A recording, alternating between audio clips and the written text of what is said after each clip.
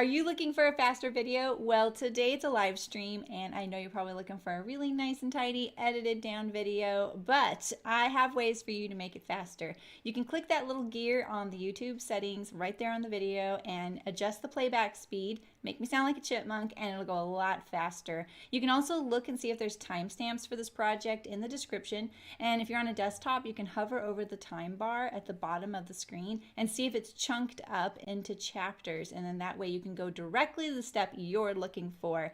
And lastly, you can also tap on the screen on the right hand side of the video picture or on the left hand side to make the video jump ahead, forward or backward if you're on a mobile device. And you can adjust that amount in your settings so you can have complete control over how much it jumps. So if you are on a desktop, you can use the fast forward or the rewind, and that will make it go faster as well.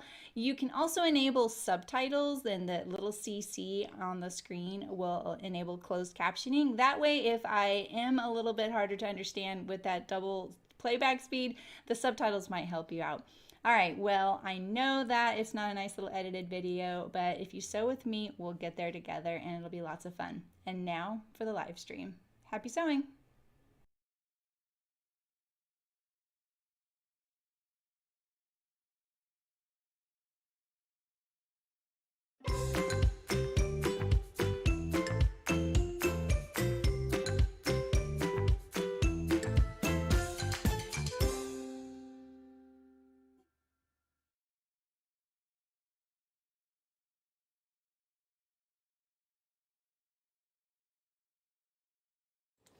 Hello! My goodness, how did that get so bright? I already fixed that. Happy Thursday. Let's get this under control. Oh, let's see. It looks a little better. That looks a lot better. To be honest, that's actually not too bad for this color. How are you doing? Hey, Mullen. Hey, Margaret. Hey, Shim. Hey, Hannah. Hey, Delwyn. Hey, Cass. Oh, nice to see you then. Welcome, welcome.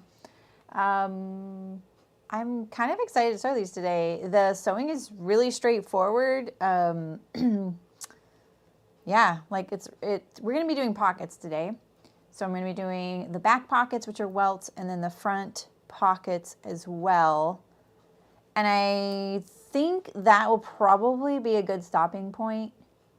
I kind of wanted to get the fly in as well, but I don't want it to be a terribly long stream, you know. So, hey, Lynn. And then that'll leave the fly and the fun waistband, adjustable waistband on Saturday. So, yeah, gonna be good stuff. So, we're making the Meriam trousers, and I'm making view A, which, like I said, has this really fun adjustable waist detail, which is not pictured in here. I don't know why I'm opening that up. And I pre-washed my binding today that we picked out. So basically I took it to the sink and I got it all wet, and then I ironed it dry, because one thing I've learned, and I always give you this tip, if you are adding binding to a project, make sure you pre-shrink it. It really does have some negative consequences later. If you don't, it'll pull in everything you've bound, and you cannot fix it. Like, ironing doesn't fix it. It'll fix it for like a couple hours, and that's about it. Hey, Kathleen. Hey, Sam. Hey, Aisha. How's it going? Nice to see you all.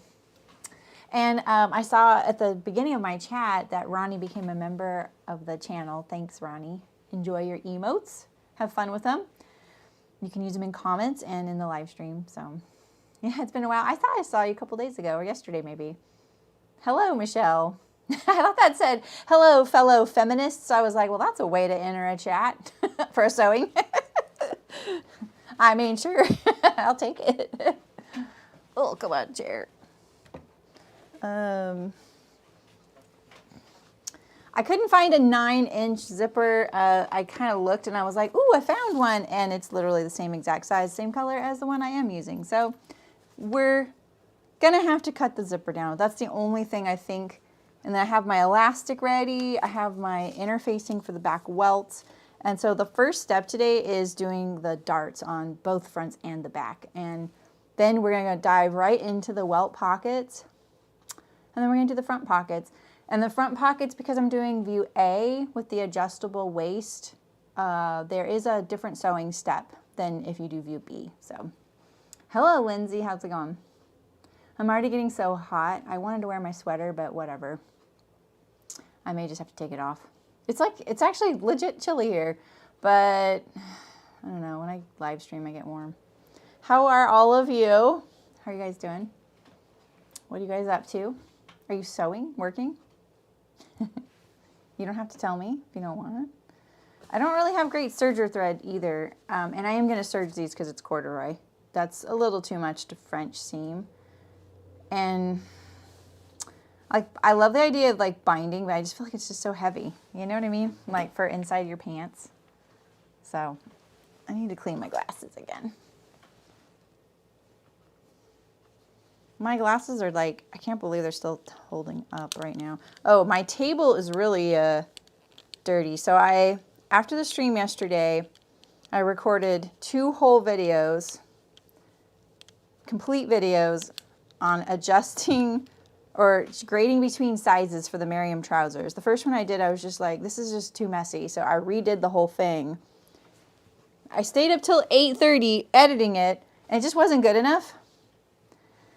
And so I'm going to redo it again today, but I feel like it's going to go really smoothly this time. But it means I had to reprint everything, and my table surface is really oh, you can't even see it, really. Okay, good. A lot of ink got on my table. I was kind of disappointed. So note to self, right? So you still have very warm weather for the season? Yeah? You're getting ready to stack noise? Very exciting. Hi, Ray. How's it going? Stretch corduroy. Ooh, I don't know. It doesn't really beyond like having a woven. Finished sweet potato harvest. Nice. That's a lot of sweet potatoes. I think you could use a stretch fabric for this though. Nothing like too stretchy, but I think that, yeah, as long as you stabilize certain aspects like the waistband, I think you could do that. It's soggy in Florida. Oh, yeah. Aren't you getting another storm right now? Oof, you guys have been hit hard lately. 14 Celsius today. I don't know how that translates. You know, Celsius and Fahrenheit are one of the ones that's like pretty hard to like convert on the fly for me. 72 is the high, starting tomorrow high in 30s. Ooh. Yeah, that's cold. It's been cold here at night. We got a lot of rain recently, which was amazing. Really amazing. Except for the muddy paws. So, I was about to say something. You guys reminded me of something. Oh, so Ray, there's a earthworm soil farm down the road here. You know, it's like in the valley. Down the road, it like, I'm pretty far from everything, so it could be 5 miles away, and that's pretty close. And they have these vegetable boxes that they have this whole veggie garden there. It's beautiful, and it just looks like the landscaping, you know. And so they sell veggie boxes that are really affordable. And so my husband went and got one, and then he came back, and there were 2 big butternut squashes in there, and 2 gigantic eggplants, which we've already used like 1.5 of them. And we already had a big butternut squash, so I was like, I'm just going to roast this. And so I roasted it, and then for some reason, when it cooled completely and I was peeling it and cubing it up and putting it in a container in the fridge, my dogs got super excited. They were like, oh, like sitting there, and I was like, what is up with you? It's butternut squash. Like, why are you acting like this? And so I was like, sure, here, have a piece. And they were just gobbling it up. I was like, oh, okay, maybe I'm not going to give you all of my butternut squash. And I don't know if it's because there's a little sweet potato in their food, or this is my other thought. We got these treats the other day. They were discounted treats. I've never seen them before. And they were just like, got like a special on them. Like they got a lot of them. And they were from the Pioneer Woman. Have you guys heard of the Pioneer Woman? And so they're sweet potato and something, right? And they actually smell kind of bad. And I was like, ooh, these don't smell that great. But the dogs have been snarfing them up, loving them. And they finally ran out. And so I'm wondering if my butternut squash, they just ran over and they were like, yes. So yeah, roasted eggplant, so good. You can't either, Malin? Yeah. Yeah, you guys sound like neighbors, Ray and Michelle. Hello, Justine. You got your first snowfall warning today. Colorado low coming up to us through North Dakota into Manitoba. Wow. Yeah. I mean, it's November. It's November. We all got to suck it up, buttercups. I say that from California. Gosh darn that 50-degree weather. Hi, Kira. How's it going? For their tum-tums, feels good about it. I don't know. They'll eat anything. Kind of. You know. All right, let's do it. All right, so I'm going to sew all the darts first. And if you remember, I've been kind of lately using my screw punch a lot to mark my darts. So there's a hole right there. You can see it. See the little hole there? That's how I mark my darts sometimes. I know not everybody approves of that. That is a very, very much a factory way to do darts. I love it. You know, I'm not sewing my stuff for anybody but me. And you guys, you know. But, yeah. Oh, we can make that a little bigger, though. Yeah, I'm going to make that a little bigger. I kind of like veered in there at the last second. So before I'm not going to backstitch, but before I finish it, let's pull it out a little bit. Yeah, yeah, maybe. I don't think they care about that, though, because they wouldn't eat the things that make their tummy hurt. Right? They're just like, ooh, we associate that with some yummy stuff. Oh, I forgot I hadn't sewn anything yet when I changed my thread. You want snow, Anna? My mom got snow during all this rain we just got. Here's my other little trick. I don't do this very often. I usually hand tie my darts, but I'll leave your needle in the fabric and turn it around and then sew into the seam allowance of the dart and backstitch like that. That's my little hole right there. It's a little messy. That's another little sneaky cheat. If you don't want to hand tie. And Michael. I don't know what that refers to. What about Michael?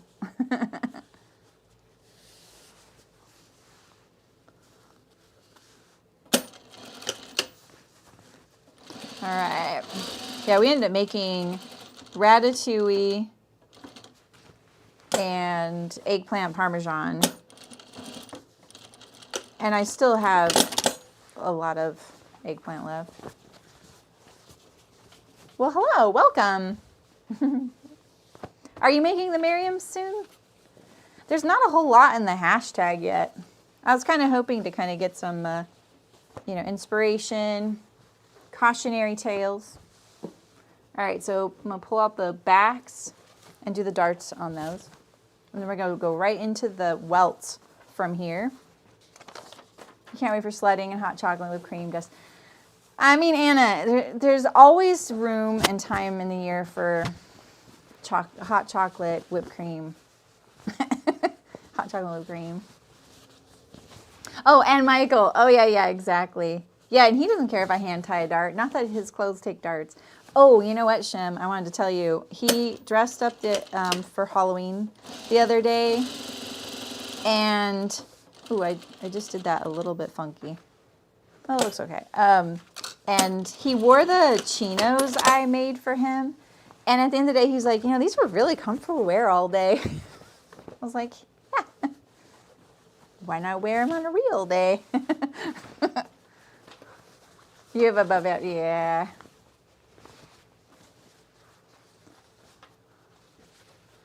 Yeah, the weather is crazy. The other day, on Tuesdays, a lot of times I edit video or I do like all the computer stuff, make thumbnails, schedule streams, make announcements, post a lot in the guild. And, oops, And I heard someone drive up our driveway. We have a really long driveway. And because I heard the like backup beeping. And so I went out there because my husband was on a Zoom call. I'm really like, so here's the deal in California. When you live in a fire-prone area and you have above-ground utilities, PG&E, which is our electric company and infamous around the world for because of lots of our fires, they will come and maintain the ground around any telephone poles on your property, whether you want them to or not. They'll even just remove a tree. And they frequently just come on our property and don't knock on the door and say, hey, we're here, we're doing this stuff. It's so weird. And some of them are really confrontational because I'm like, hi, what's up? What are you guys doing? You know, and they're just like, just doing our job. You know, they won't even talk or anything, you know. So I went out there and that's what they were doing. But he told me that a couple days ago that they laid off 1,000 people for doing that job. I'm like, it's still fire season. It's crazy. The climate or the weather is so crazy. So I'm like, what are you thinking? Chocolate makes every day better. Jeans really aren't the most comfortable to wear. Yeah, exactly. I mean, his aren't super tight. Oh, your name is Kathy. I'll try to remember that. I'm not too bad. You realize you're on your YouTube account. That's fine. I'm not, I don't have a big thing about, like, I will go into other people's live streams, sewing related live streams, and I don't chat unless I know it's okay with them if I chat, because I feel like if I'm chatting a lot, interacting with their community, it looks like I'm self-promoting myself. So, I don't feel that way. If you want to come in here and chat as your YouTube channel, it's totally fine with me. So. You could do without the cold instead. Yeah, right, Justine? Exactly. Well, and if it gets worse, like you're reading more, you know. All right. I'm just catching up on chat. Okay, so we're gonna do the Welt Pockets now. And so remember at the very end of cutting, I just Xeroxed. Wow, what an antique word. I've never Xeroxed anything in my entire life. I don't even know why I would say that. I photocopied the top part of the pants here so that I would have this as a mark. So it just helps, you know. Instead of having my whole pant pattern out, I'm just gonna close the dart. Here, actually, we could just sew the dart shut. What do you think of that? Let's just sew it shut. Just because we can and it's funny.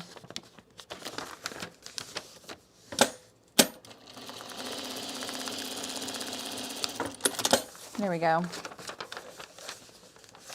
Hi, Martina. How's it going? Alternate selves. Exactly. All right, we're going to get those last two pieces of interfacing out that we left. And we're going to get the welts and the button loop. I'm going to do the button loop. You don't have to.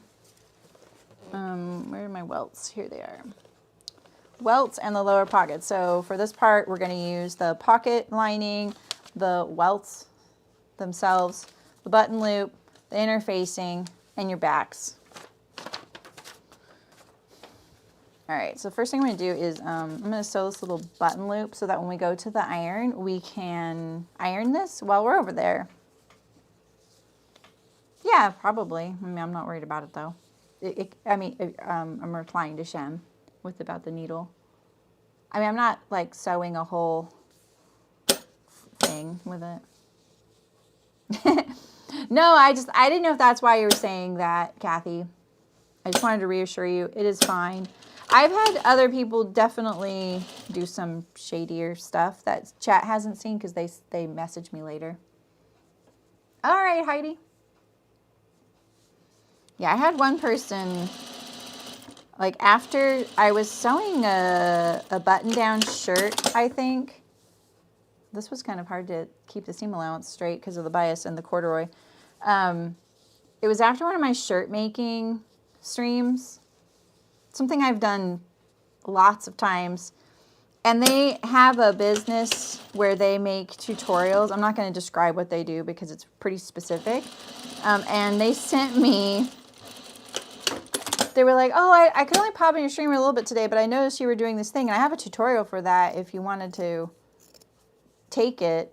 And I was like, and I looked at it, and the sewing was terrible. And I was like, oh, I feel like I should send you my tutorial. And I felt instantly terrible for thinking that. Like, I wanted to help, you know? But I was also a little offended that I was like, wait a minute. So I just was like, I thought I did a pretty good job with my collar and collar stand. Like, it turned out really amazing. Whatever.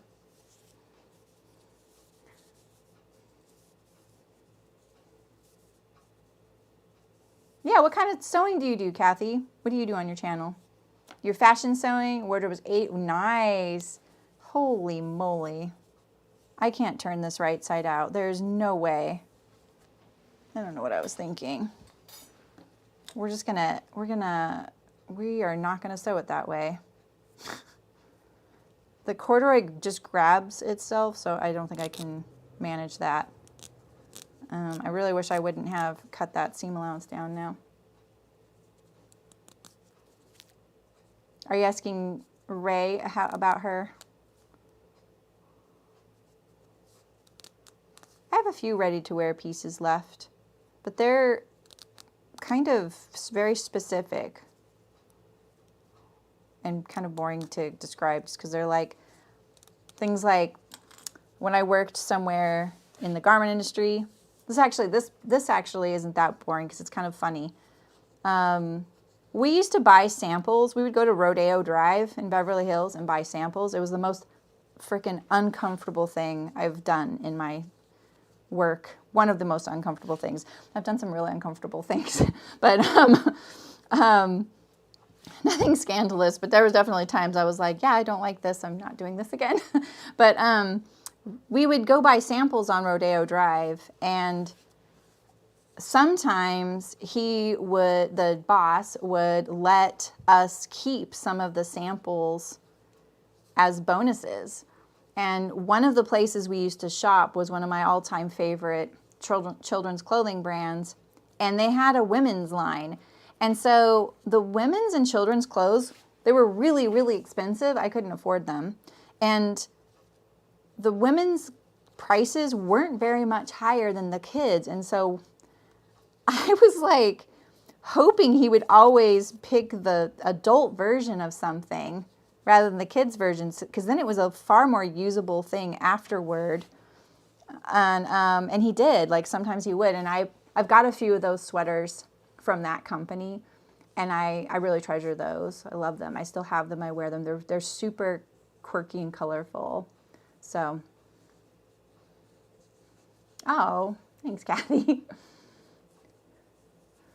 Wait, so I asked about paper because I know some learning how to sew, how to use paper, that it is a design. Yeah. I've actually taught people doing that, Shem. It's really great. It's just a needle. Sewing machine license. I want a sewing machine license. I want a license to sew. Hi, Debbie. Hannah Anderson. No, Oil Lily. I know Hannah Anderson too. I actually shopped Hannah Anderson for my own kid. All right, I'm gonna go to the iron because I'm just chatting away. I had a little coffee before the stream. I'm really sorry about that. All right. So I'm gonna sew this pretty close to how Cashmerette does, but when I mark my welts, I'm only gonna mark them on the wrong side and on the right side of the pant. I'm not gonna do it on both sides of both. That you don't need to do that. So yeah. Oh yes, nice, Kathy. That was your second guess? That's awesome, Heidi. Yeah, they're so distinctive. They're no longer around either. Such a shame. So that's why I really treasure those. So I have those. Those are ready to wear. Those are my sweaters I didn't knit. But I've been asked. I got asked once at a show when I was setting up for the show. The show didn't begin till the next day. And I was there, one of the first vendors there. It was a really small show. I loved that show. It was an Interweave Knits show. And I was in the dining room of the hotel. The show was in the hotel. And I was wearing one of my Oil Lily sweaters first during my setup. I just had driven to the show in that, and I'd unloaded and everything. You know, it's not like dirty work or anything. Like, I didn't worry about the sweater, and I loved wearing it. And I was sitting there at dinner by myself, probably reading a book or knitting, and someone came up to me and said, "Oh, did you knit your sweater?" And I said, "Oh, no, I mean, no, this is not, my skill level's not here." And then she said, "Oh, well, it's kind of a shame that you're promoting yourself as someone wearing a sweater that you didn't even knit." I was like, huh? I said, "Well, I'm eating dinner and I'm a bag maker and I sew pretty good." People, man. People!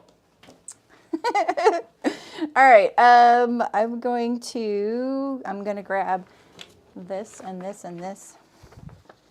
So I got my little template here. What am I going to use to mark today? Let's try the hero marker, but I think we're going to revert to the Choco liner. That's what I think. And we're going to stay here for a few minutes. So let me put my chat on my phone so I can see you guys. I have to watch ads because the silly streamer, man, she has ads on her channel. There we go. All right. So with this little button loop thing, I think that if I really want this, I'm going to have to edge stitch it because I can't turn the corduroy right side out, unfortunately. There's probably some clever way to do it, but this is a very, very tiny little tube. Yeah, exactly. A sewing license. We have a license to sew. Like even that seam allowance. I cut that down to 1/8 of an inch. Boy. I'm not sure about this little button loop right now.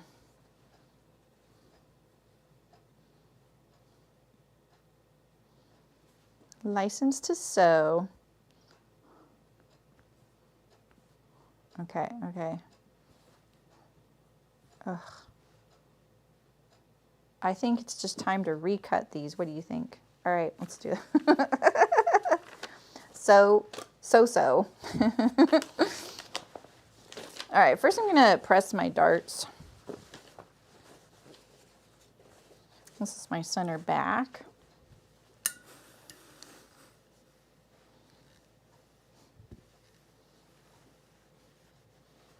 Hey Amy, how's it going? Hey Nancy. Taking a break from seam ripping. Uh-oh. Ooh, lunch date.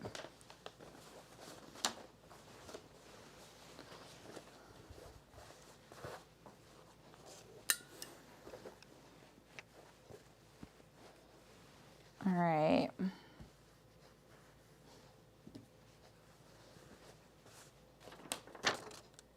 This is this was the side seam, right? Yeah. So there we go. Like this. Like that. Perfect. All right, you know what we're going to do? We're going to cut this out too. It just makes it easier. I'm looking for a cutting implement. I'll bring my rotary knife over here. And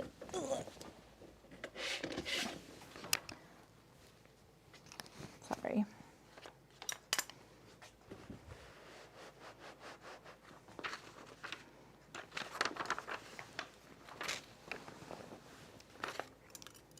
Lately, my office feels a little small.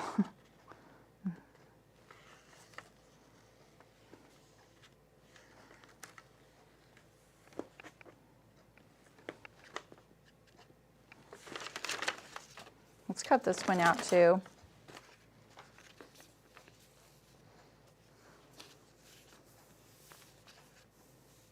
Kira, right?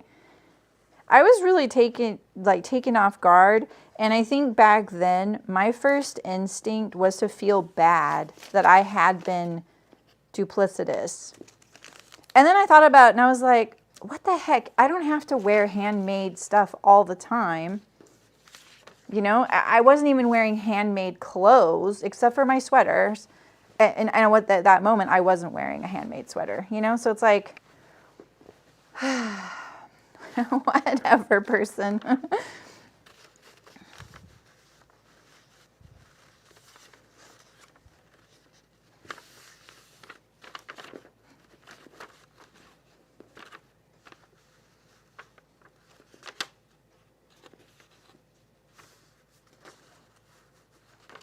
Okay, I'm not catching a lot of chat. Wait, you finished because my electric steamer made very short work. Oh.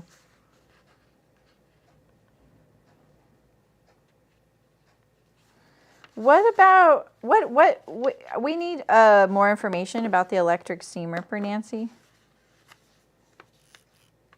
I just was doing this on the wrong side. You want to mark this on the right side. Sorry, I'm a little distracted by chat and doing a few things.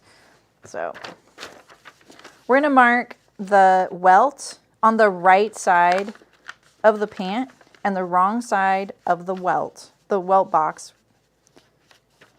Okay. I'm going to flip this open like this. I honestly find this a little easier just to draw with a ruler, you know, because then you get nice straight lines. You really want straight lines. If you don't draw a straight line right here down this length, sew it straight, even if you don't get a nice straight line, all right? All right, so that one's ready. And then let's do this one here. Oh, I finally did drop something over there.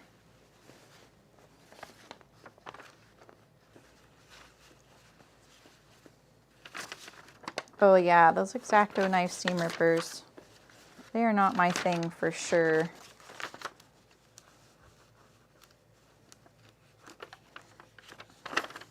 Nothing wrong with them if you like using them.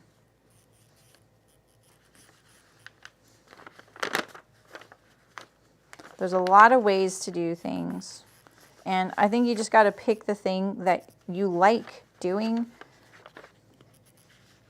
It's just like doing different sewing methods, you know? Pick the one that you don't mind dealing with. I got 2 lines there. It kept moving around a little bit.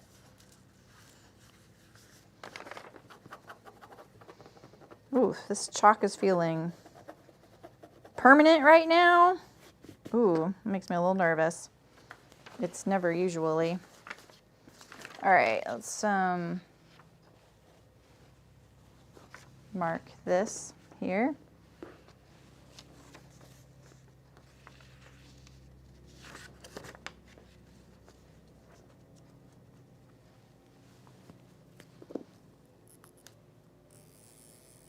If you can get away with it, this is really the only box you need to draw.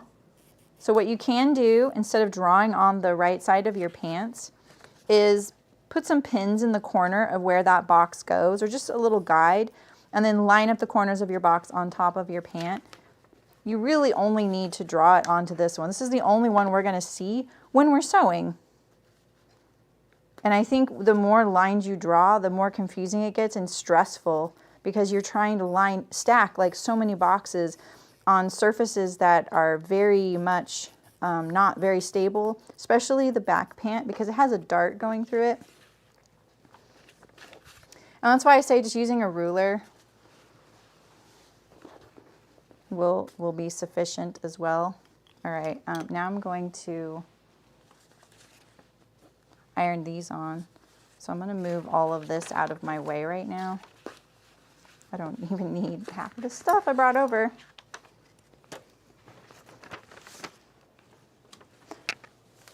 Just going to set it back over there.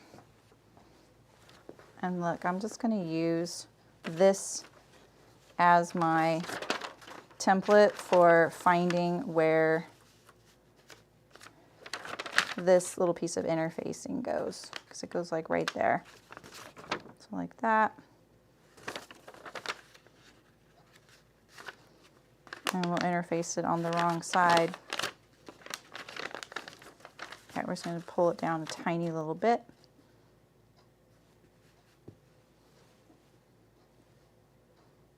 Double check it's not the wrong side up. Hey Carla, how's it going? No worries, you can come anytime you want.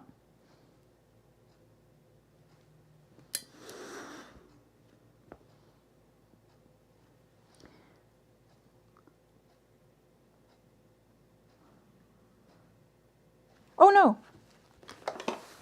Oop.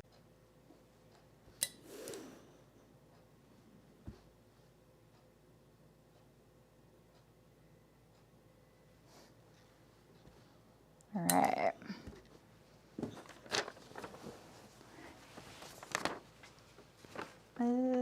Yeah, I'll leave it. I was going to turn off my phone, but it's okay. I thought I saw something fall. Maybe it was just a little piece of fabric or something. All right. Okay, we don't need our pockets yet. Oh, I needed to do that button loop. Let's do that really quick. I have scrap fabric right here. And I don't think I want to use the cut piece as a pattern piece because I have the pattern piece here, right here. So just cut this little guy again.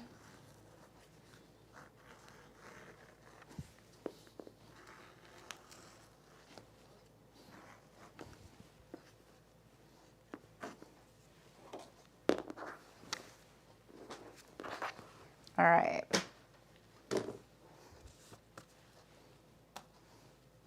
So this time what I'm going to do, I have to admit, like,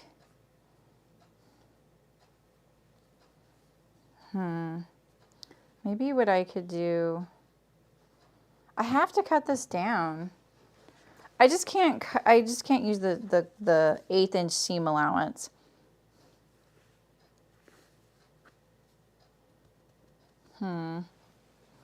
Just thinking things through here.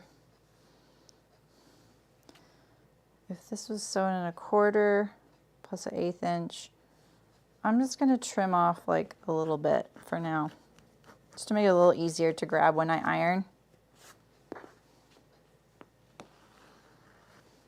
Just like 1/4 inch on each side. So now if I fold this in and fold this in and sew it, that's a little closer. All right, we'll try that.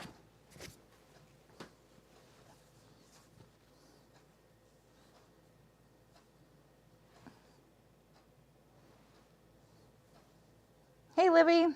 Oh, cool. Say hi to your pops for us.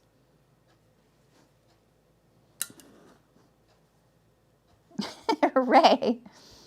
We were not wondering where you were, Carla. It's okay.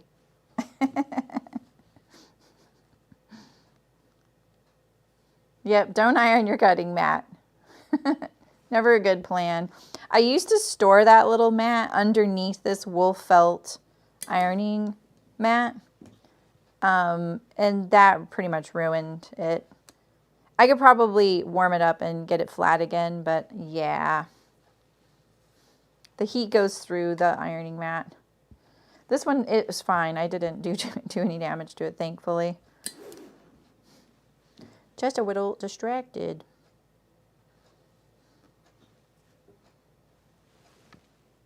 Hey, Leah, how's it going?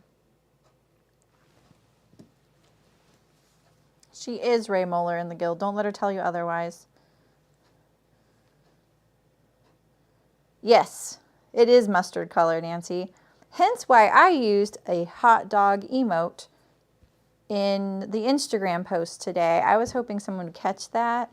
I'm doing little button loops that stick out of the top welt seam.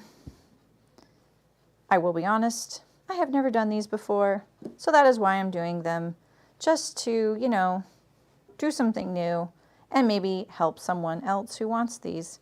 But if they aren't doing corduroy, they can sew and turn these. I think I actually only needed one. Look, I only needed one.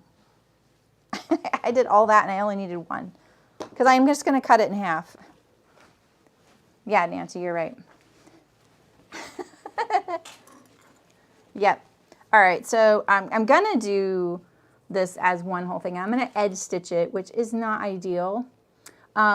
but it'll be fine. And then when I get to the middle here, I'm going to back stitch again because we're going to cut right through that in the middle anyway. So I don't really need to back stitch at the beginning, just in the middle probably.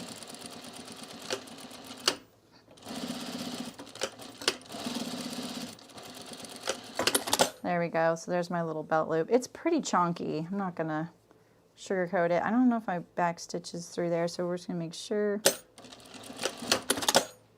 All right, and now we're going to cut it in half. It's a corduroy button loop. I actually am just not thinking this is really a good call. This thing is really thick. I may have to forego this. It's really chunky. Look at that thing. All right, I'm gonna forego that, sorry. Yeah, exactly, Elena.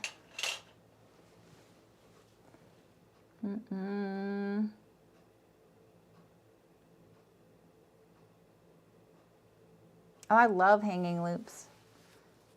I love hanging loops on shirts. I know I saw someone post and they were like, I never put hanging loops because my mama always taught me to use a hanger, and I was just like, I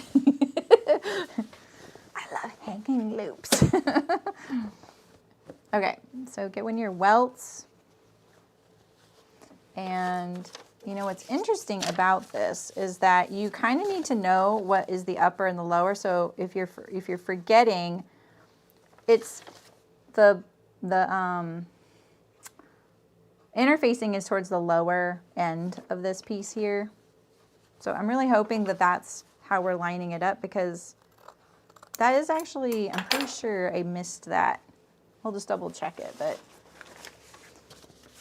usually there's a notch indicating the top of your pocket or your welt or something like that.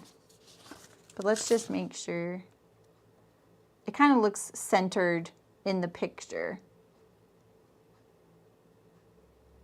And you just match the welt markings, but it looks centered. See it? The interfacing on there. All right, so I'm gonna line up my box. Yeah, a big button. I don't even know. I think you'd actually need a really tiny button, because there's not much room left for the hole because of the corduroy just really takes it up. All right, so I've got my box lined up on there, and now we're gonna sew the box. If you want to pin it down, you know, go for it. I'm just going to pin away, kind of away from the welt. I'm going to give my pants a nice little tug here underneath so it's nice and flat. You don't really want any of that buckling, and the dart might do that to you. So when I sew this box, I always start on the long side, and you want nice crisp corners. You want to pivot at your corner, always stop and needle down, and then do your back stitch in the middle of the long side. Don't start at a corner, all right? And you want to do the same number of stitches across each end here as well. All right, so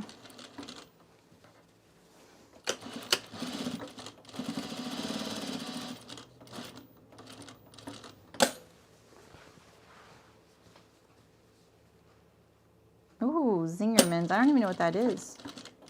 Was that one of the bread, part of the bread discussion you guys were having?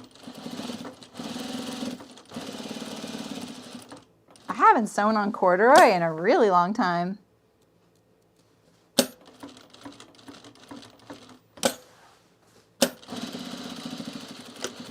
All right. Looks nice and flat. Look at that. Ooh, my box is like perfect in the middle of that interfacing. I'm even shocked. Okay, now we're gonna cut our opening here, and my my corduroy is gonna be really thick, so I'm gonna start it with my seam ripper. I'm doing one layer at a time because it's so thick.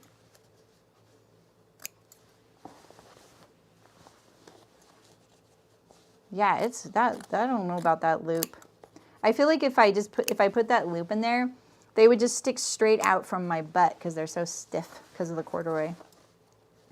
But I was kind of excited to do them because of the Mitchells. And that was one thing with that, the Brussels washer linen is pretty relaxed. And so I do think that eventually I'll probably need a button closure for that back pocket because the lower pocket kind of droops down a little bit, you know? And I don't want it to get stretched out. All right, so cut up into your corner there. I'm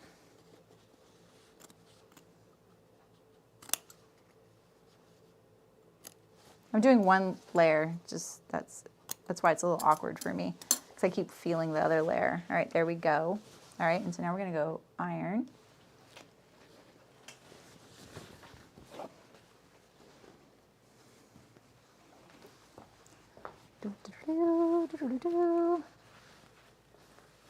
I was thinking about that, Ray, but I don't know if I want that, you know what I mean? Binding fabric, yeah, that's true. The binding fabric could work, maybe. All right, so pop this to the inside, and then I'm gonna push this up and I'm gonna iron this opening here. I'm gonna press this seam allowance open for now, down here. It'll turn nicer if I do. And then we're also going to, I'm gonna do this one too. Just press the seam open. I'm not saying it'll stay that way. It might. And now look at your box here and just give it a good tug. What is this little thread? Okay, that's just a little fuzzy. A nice crisp box. All right, and then I'm gonna just roll this edge so that it's right on the seam is, you know, right in the middle being turned, and then we're gonna press it. I'm actually gonna press this little triangle here, and then I'm gonna fold this back on itself like that.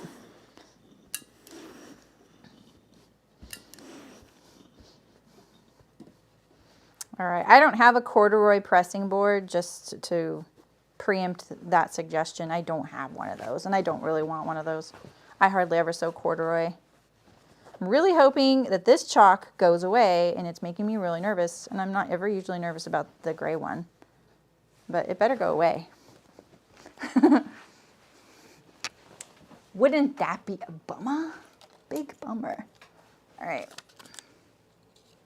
I don't need this note. I have all these little notes around right now. Like this is where I put my cheat sheet. Look at this right here. I have my little Meriam cheat sheet as far as like doing it in the same order as the instructions. And then I have a note right there pinned for the video I'm recording. It's a nice little reminder. I just ruined my camera. Can you please stop with the uneven bottom? There we go, okay. All right, so, oh shoot, we need to press that welt. I'm sorry. I'm just kind of excited today for some reason. All right, so now we're gonna take this lower portion here and we're gonna raise it up here. And so you probably marked a fold line, and that's basically what we're doing. We're gonna fold it on that fold line to the top window of the welt here. I'm just trying to decide right now, do I want to press my seam allowance up and then press it down? Do I want to leave it open? I think that this is going to be dependent on type of fabric you're using and what lays the best. I think I'm going to try and leave this open because of the corduroy being a little thicker. And so I'm going to just make a nice straight fold there. I want it to fill this whole opening. The dart is also, you know, like part of the thickness that you're kind of finessing right now. All right, so I'm just gonna give this a quick press and then turn it over and look at it and see how that is looking on this side. Tell you what, the nap better be correct.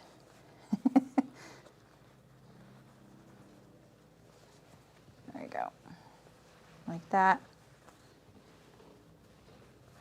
And so your welt wants to just fit right here in this little window like that, right? My nap is not going the right way, incidentally. So that's something to note. If you have, wait, I can't tell.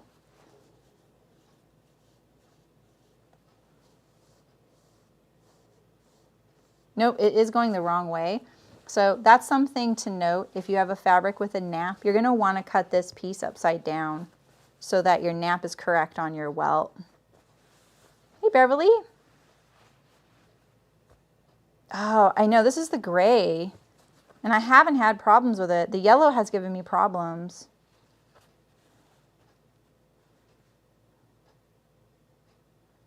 Yeah, but it's only a single welt, Michelle, not double. So on doubles, yeah, that's a good idea.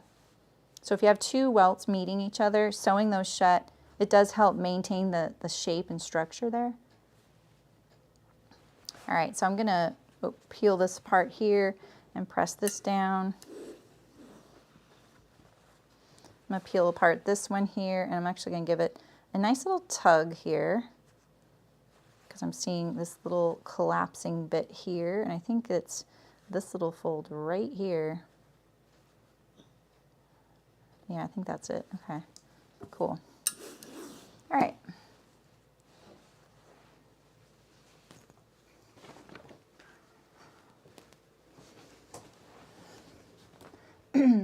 All right, so now I'm gonna stitch in the ditch right here at the bottom of this welt. I'm gonna bring down my camera.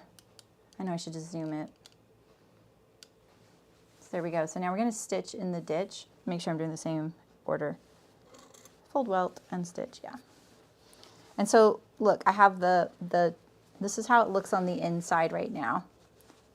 Both ends are still out. It's just we've folded this one up to meet the top, okay? Are you offering, Beverly? You've done so many timestamps lately. I absolutely do, but I will do them too. You don't always have to do them. Thank you. Only if you have the time. All right, so I'm going to stitch in the ditch of this welt to secure it.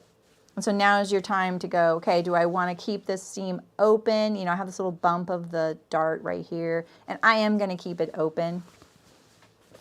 Well, let me see. If I press it up, yeah, I'm going to press it open. I think it lays nicer, and I think that's more of a proper way to do a welt. Okay, let me get that all arranged. And I'm seeing this little bit right here kind of collapsing in, so I'm just going to tug. So see right here, see that little like bump thing there? I'm going to try and make sure I don't get that. And I think it's on this one here. Yeah, so it's on this fold right here. If I pull on this, it goes away. Maybe I can also poke it with my awl like that. All right, let's do the ditch.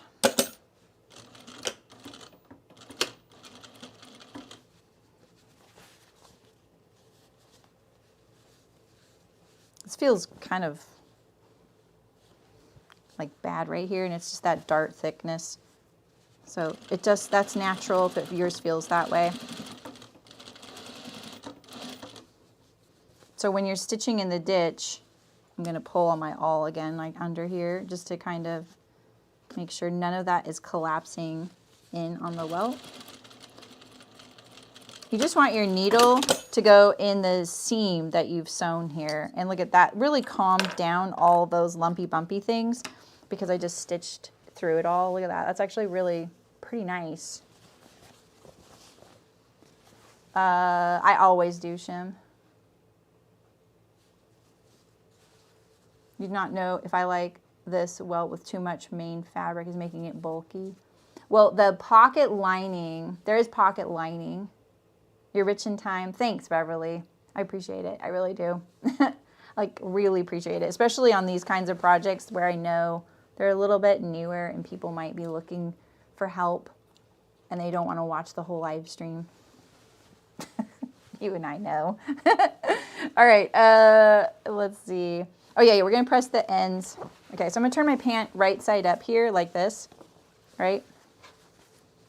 And now I'm going to just fold back this layer here, and we're going to stitch through these ends right here. So make sure you don't over pull this like that. And we're going to stitch just in the triangle to the right of your stitching, like that. And it just makes that nice and secure. We are team set in for everything except for flat-filled armholes.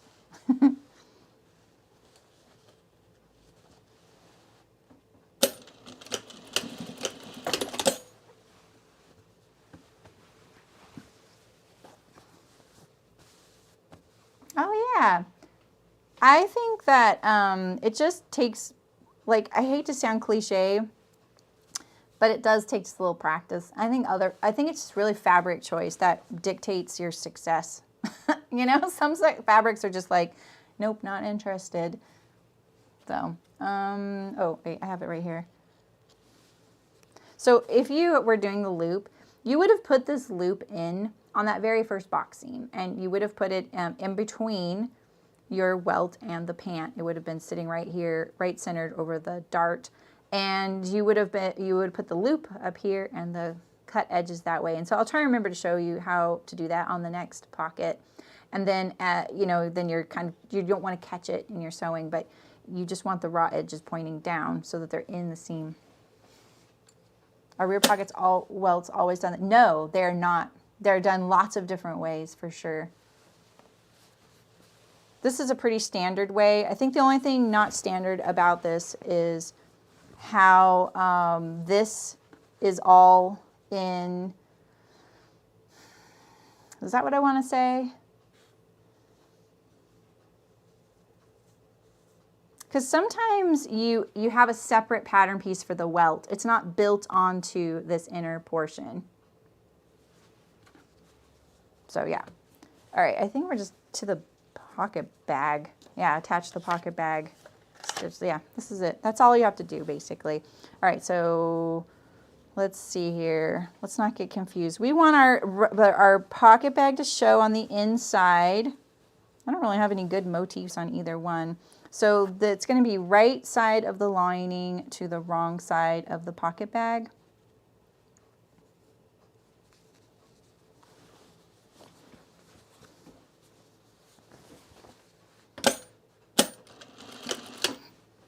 It's a lot of pant. It's like totally crumpling in on itself or something. Oh, no wonder. Jeez. It's like, why does that feel so weird?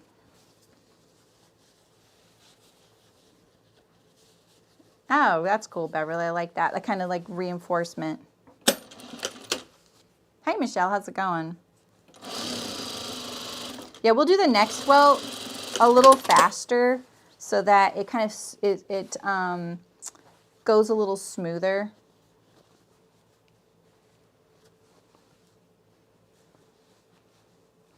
Just kind of looking at this. This is right here a little bit awkward to do. I'm going to still put this right side to wrong side. And I think the other drawback to this style is that it's kind of hard to finish the ends. So we just did welts. I've done welts on lots of different projects. And everybody has their own little way they like to do them as far as the pattern companies go.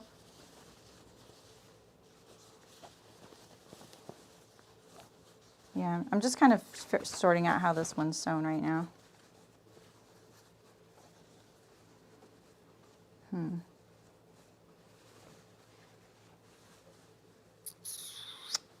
think I'm going to top stitch this down. I think that's part of it. I'm going to top stitch this down. It's going to be a little awkward. I'm trying not to change the sewing of this. The way I usually do this is that I can clean finish the sides here, and the seam is on the inside. So like a French seam. How are you doing, Taya?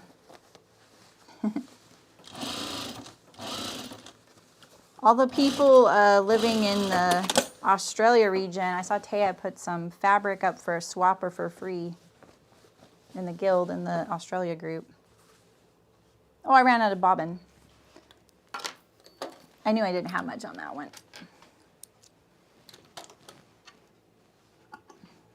I was really smart and I got 2 spools of thread when I ordered this fabric. I was like, yeah, you can match that. That's just like, I used to think that was so decadent to be like, add a cone of matching thread. I'm like, no. Sometimes like, I want them to do that. I don't have a fabric store in my little town. I have to go into town to do that. And then there's no guarantee they're gonna have it. So if they're offering. All right. Let's get ourselves oriented. So this is what our pocket's looking like, right? And so this, the other fold line on this pocket is, where's that piece at? Here it is. It is right here. I'm just gonna notch it on each end so that I have a visual like that. And so then you're going to fold it on that fold line there like this. And then you're going to sew the sides of your pocket bag here.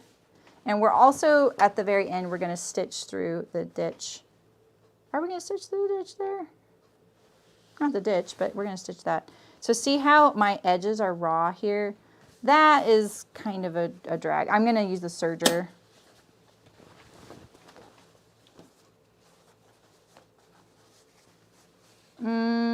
They don't get binding unless you want to do binding. I'm not going to do binding because I feel like that'll make them too thick. So I put the pant right side up and I peel this side back again. Fold your pocket at the top there, that top line. And then sew the seam.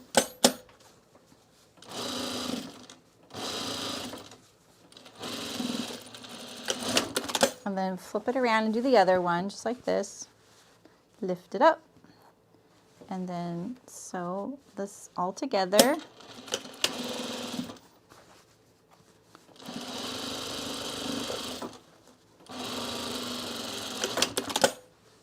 Just like that. And then I'm going to finish these edges because look at, they're kind of crazy.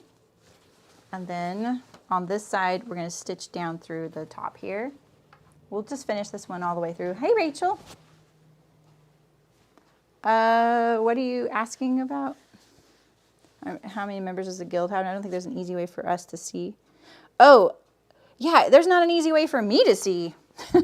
I actually have to go through like 5 steps to find how many, but there's well over 600 now.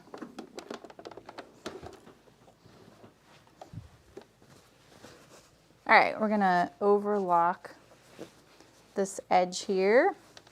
I recommend doing this with the pant right side up so you have no pant under your pocket. No risks. We're a no risk. Well, I'm not a no risk person. I don't know.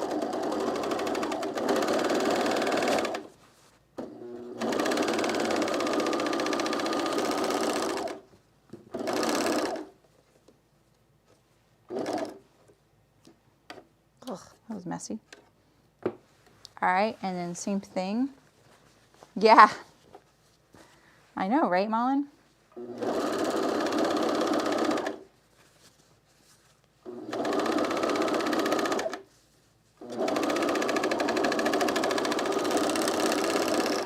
All right. Yeah, I was contacted by them, and they actually said that we're one of the most, like for as young as we are, we have like really good stats as far as like getting members and getting having interaction in there, because they were like, you know, we can help you with like taking it to the next level, and I'm like, I can't handle anymore.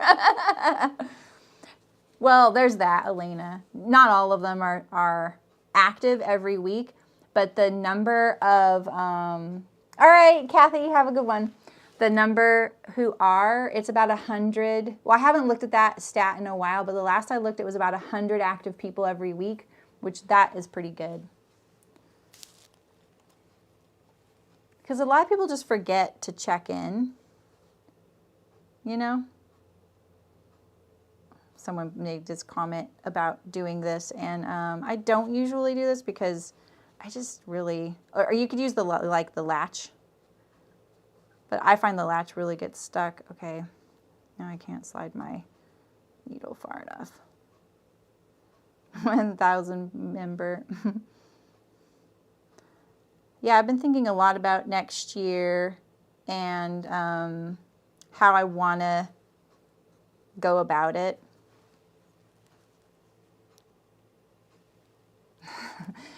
I want spontaneity. That's the thing is like doing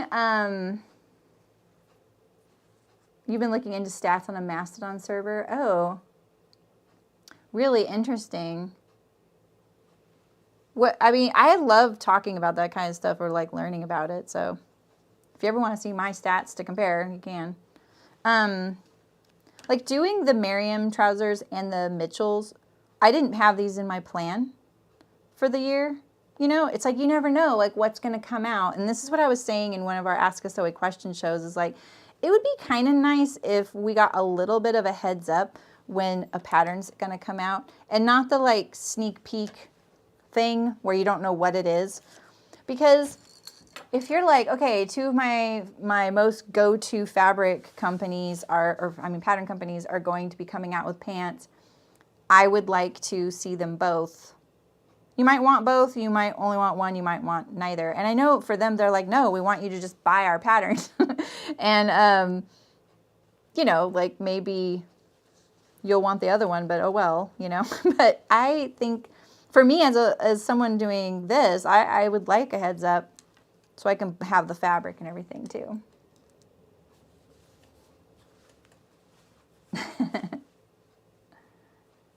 You're finished. Oh, a hooded jacket in corduroy. That sounds nice. This looks nice doing the tail like this. I'm just using a big tapestry needle. I'll try my latch hook on the others. This thread is super thick. I'm using a Tex 40 thread at least. It's getting all those tails through. There you go. I just do a little bit of it though. Like it gets kind of hung up.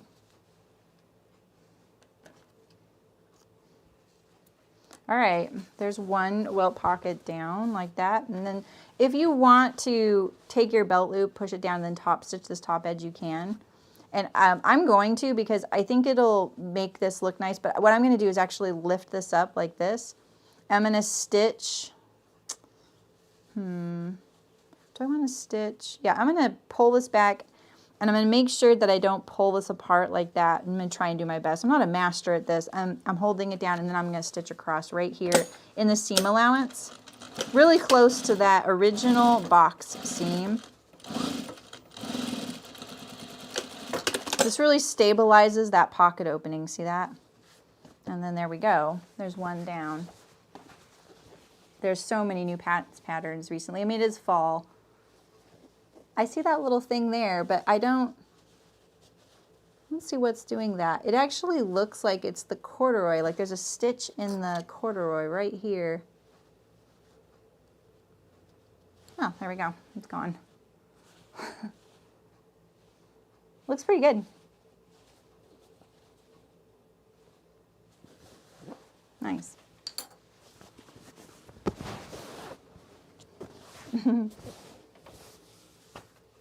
All right, let's do the other one, and we'll do this one maybe a little smoother. Let's try.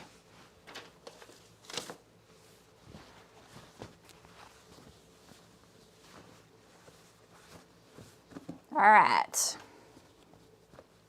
Put the lower end down, and I'm going to find my pocket opening here just so I can stack it on the one I drew here.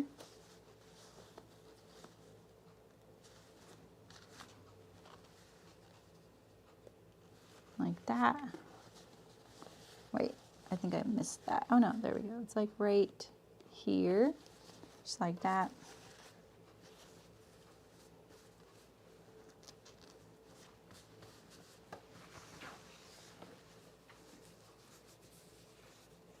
What's the story on my new iron? I am really loving it. I'm already totally used to it. I think the only thing I have feedback on is that my hand sits really close to the base of the handle, and I'll show you when we're over there. Okay, give this a tug. Remember, you want this nice and smooth, right? Because your dart is under there, right?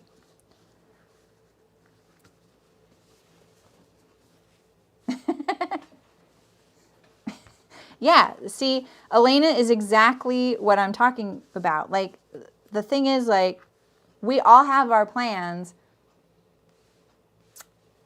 and then, yeah, we throw them out the window. So, all right, stitch the box. Remember, start in the middle. I'm going to just fold up my pants so they're a little tighter for this part now, because this just helps. Just like I roll them up like that. It's so much easier. And then we're going to move a few things over here. There we go. Pocket lining, we'll put you way over there.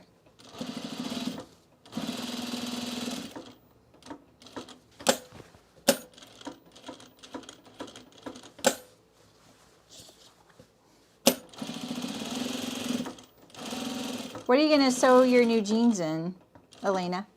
Are you going to do denim?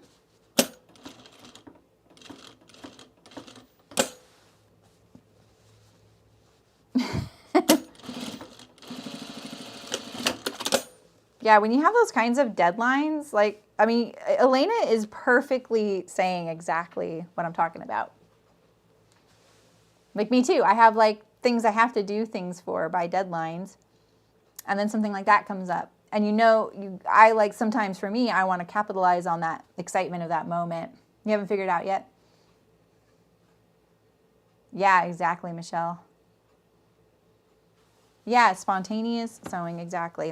All right, cut the opening. Oh, I have 2 pairs of scissors over here. I'm going to get it started with my seam ripper.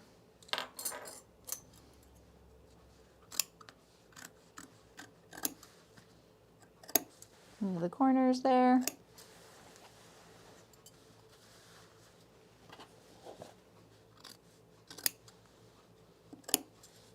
Like, there's a lot of things I want to do that aren't pattern based as well.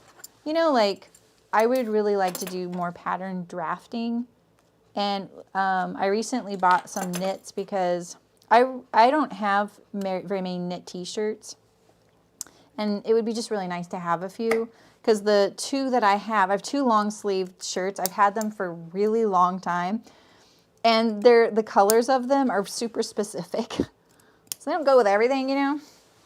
And it would just be nice to have like a white one or something, you know.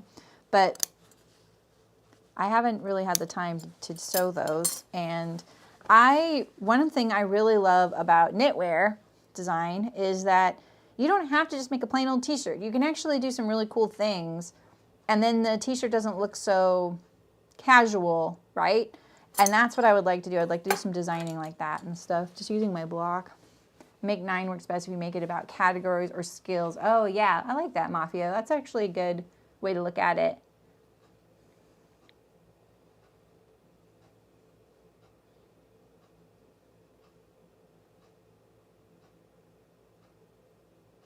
Oh, interesting, Elena. That's what sold you on them? Oh, I like knowing that. Oh wait, what is this right here? You said you may have enough of your brown cotton twill or the black and white denim. Oh. Yeah, if you're making shorts, you probably do have some options there, huh? All right, going over here.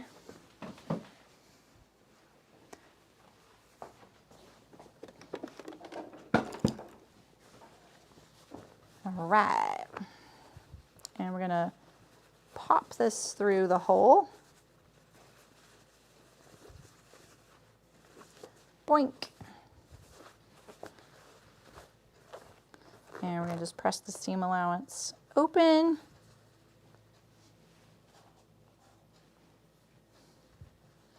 See, I think that this is why I haven't like made this like a vow, but in my head I have a vow. I won't do things like,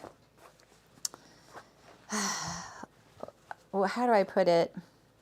I don't ever want to really be an affiliate, and that's my goal for a pattern company. Like, yes, I know I have an affiliate link for Wardrobe by Me, and I have one for Minerva. But I don't push it, you know, and like don't I have a third one? Well, I had 5 out of 4, but I think I just deleted that one. And I don't want to do that. Like, I feel like that's just too many. Like, if you wanted to do that grind, go for it. But it's like I don't have any there's no spontaneity. If you were to be like an affiliate for some of those companies, they're putting out patterns like every month. And if you were an affiliate for like 3 of them, that's 3 patterns a month plus, you know, like there's more than that. And I also am just way too honest to do something like that. I just couldn't. But I respect the grind, and I respect wanting to be paid for doing this, you know, because yeah, if you want your channel to do well. I want to be paid for my skill. I don't want to be paid for being a content creator. There's a difference. You know what I mean? I'm just talking to myself, aren't I?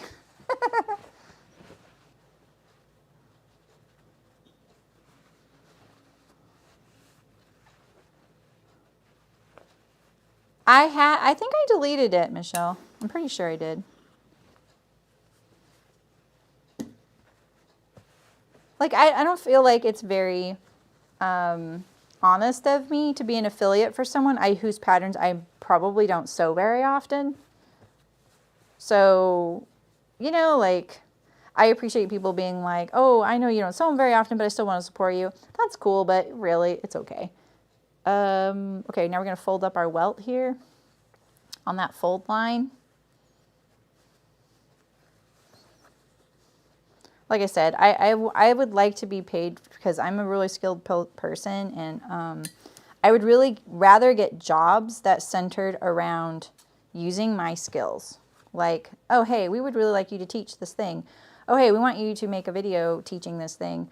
Or, hey, could we hire you to consult with us on how to make our manufacturing more efficient? You know what I mean? Like, that's what I would much rather make income on. So, and it's not like I'm marketing myself that way. That's what I'm open to. Just because that's what I'm trained in anyway. I'm not a trained YouTube content creator. If you couldn't tell. All right, so again, I'm just yoinking on that fold, getting this all in the right spot. You're listening, Anna? Thanks.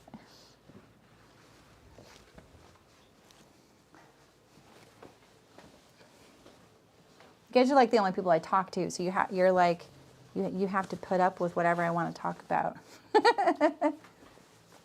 Yeah, I think that's it too, Mullen. And those who have supported me, you know what I mean? Like, that are supportive of what I'm doing and who I am. You watch a few channels do a whole bunch of affiliate links and challenge collaborators, and it seems like, oh, really? I hope not. I hope not, Nancy. I hope that they really enjoy it. But it's also really hard to compete with a few of those channels. They're doing a good job of it. Why, you know, I don't really need to do that. All right. I started this just to help people with their sewing. So, make sure I'm doing this in the same order. Yeah, fold well, stitch ends. Yeah, we're good. I did a bad job of telling you when to put your loop in. I'm so sorry. I really did plan on doing that loop. I'm doing the stitch in the ditch at the bottom of the seam right now. And I'm just reaching up and pulling on this fold to make sure it's behaving when it gets to the corner there. that. Make sure you cut any threads. Now I'm going to lift up the ends here, and same thing. I'm just going to kind of make sure that this box stays nice and straight, like this.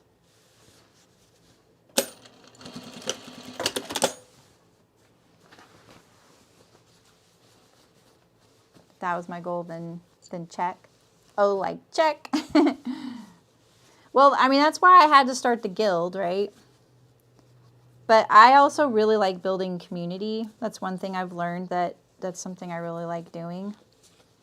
And I didn't realize that about me. But I now can look back at so many things in my life and things that I wasn't like the resident like expert there. But everyone ends up coming to me for everything. And it's because I really like building relationships with people. I like connecting people, you know, like when people contact me like, Saremy, do you know someone who does this? I'm like, let me think. I like doing that too, you know.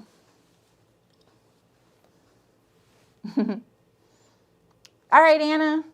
It's been fun seeing all your progress on the play, the Nutcracker stuff. We'll see you later. All right, we're at the, yeah, attach the bag. I'm trying to think a better way I would do this. Because right now when I'm doing this, it's leaving a raw edge inside my pocket. So you could finish these edges if you don't want that. Yeah, it's in your pocket, but, you know.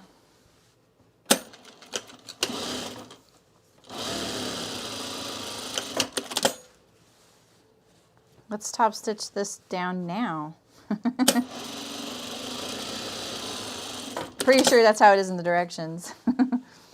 All right, and then this one's a little more awkward.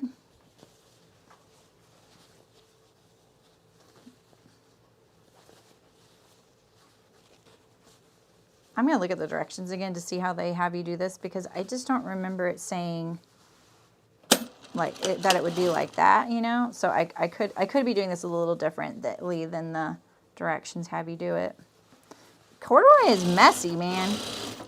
You know, when I worked, the last time I worked at a fabric store, it was a very long time ago, but when we would cut the velvet, we always called it velvet berries afterward. You know, like all the little pieces of velvet everywhere afterward. We called those velvet berries. And corduroy has them too, little corduroy berries everywhere. All right, where is that fold line up here? Let's see. Let's see, this is the upper one.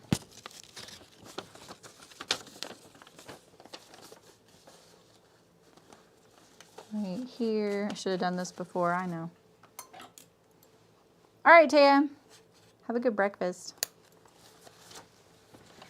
Oh, that's awesome, Mullen. I think in a perfect world, what I would love is that my live stream just was enough. And then the guild was just the community. You know what I mean?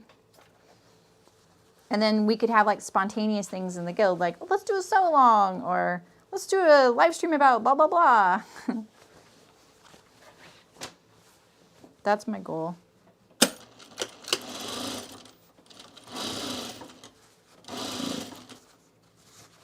Okay, I'm just gonna straighten this out a little bit like this.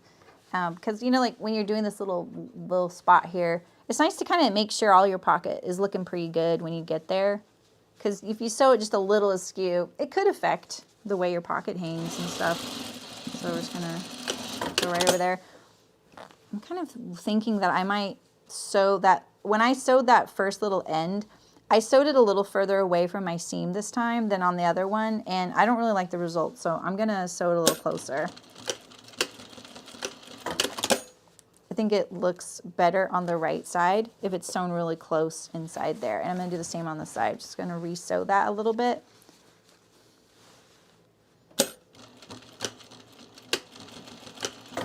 All right, and now we're going to sew the seam of this pocket side here. Remember, your pants right side up so you don't catch it by accident. Oh, I would also love like tech editing. I love that stuff. Yeah, exactly. It means like, what Like it's very much a British thing, right? Cords of the royalty of the king. I'm pretty sure. Corduroy. And then you should just use velvet. Yeah, ultra fine cord. What was I about to do? Serge. This is bugging me. I love how I'm always straightening this because I feel like it's triggering for people when things aren't straight, but I think I'm learning that it's triggering for me. You guys are just tolerant.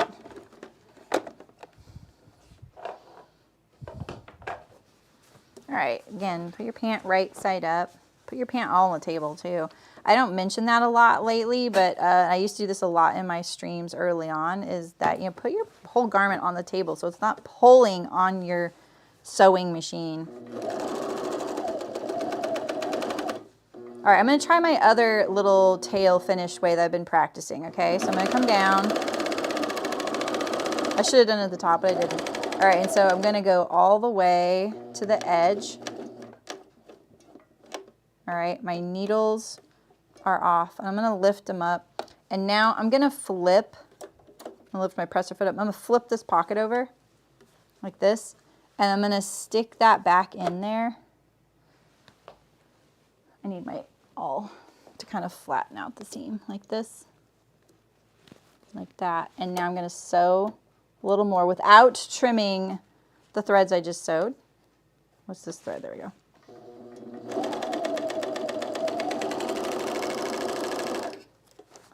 Oh, these scissors are terrible. They keep catching. So now I can just trim this flush. And you see that's my little end. Not too bad. I'm getting better at it. Let's try it again. All right, so this one I'm not as good at. When I start, let's see. I can't remember how I do it when I start. Do I go like, I just can't remember how to do it. All right. Sometimes that happens. All right, again, get to the end. I'm gonna just walk it because I'm not very good at stopping on a dime with my serger. Lift up my needles.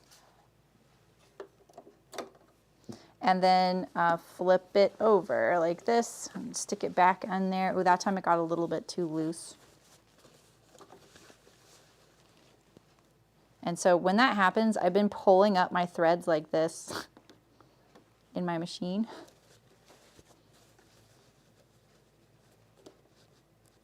There we go. I'm pulling all these threads up a little bit. Cheating. Very much cheating.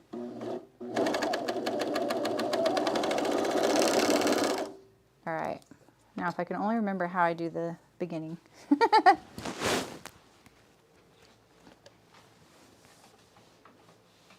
Is that a dart on the pocket? It's on the pant. Yeah, Claire. Best thing I have to say, I'm so jealous of your serger. Yeah, I really like this one.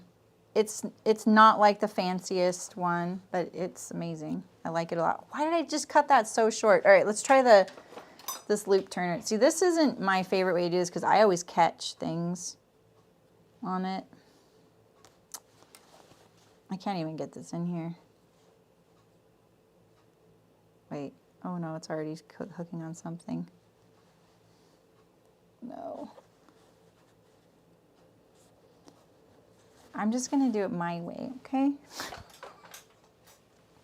Which is this. I just pull the tail to the wrong side and I stitch it down.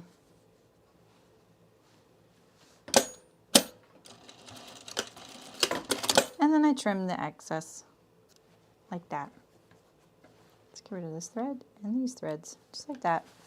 And now let's do it at the top of this one because I couldn't figure that one out either.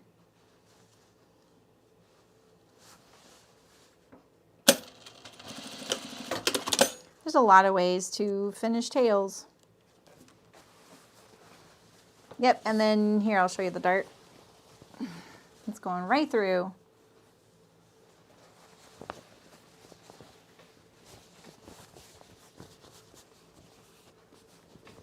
Yeah, maybe yours is newer than mine. Shim, I don't know. I feel like my style's been around for a while, that 1000. All right, so now we're gonna do the center back seam. You're done with your dart, or your welts. Good job. Put the center back seam lined up.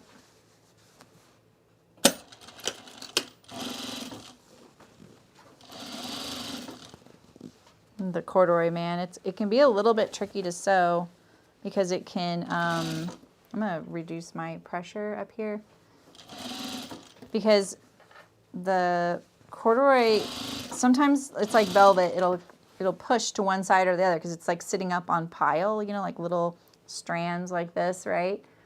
You know, all the little fibers. And so they're kind of going like this, you know, it's like when you put your hand on cut carpet and you know, when you push the carpet, it has to go one way or the other. That's kind of what's happening on like a micro scale with corduroy and velvet, and it can be kind of hard to keep your seams lined up sometimes. Just depends. All right, we're gonna use the serger for this.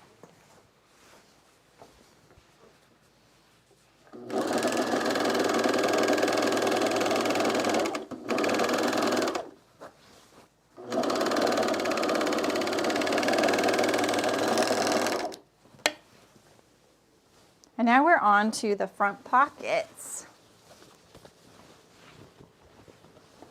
Looks pretty good though. Lots of little corduroy berries everywhere. I promise they're not loose threads on the pant. This one looks uneven. I'm not a huge fan that the what's it called? The nap is going the wrong way. Look how obvious it is on my welt. Something to think about. All right, let's do our front pockets. So if you're doing the view B, I'll tell you how to do it because it's a little simpler. But the view A does have a little binding step in it.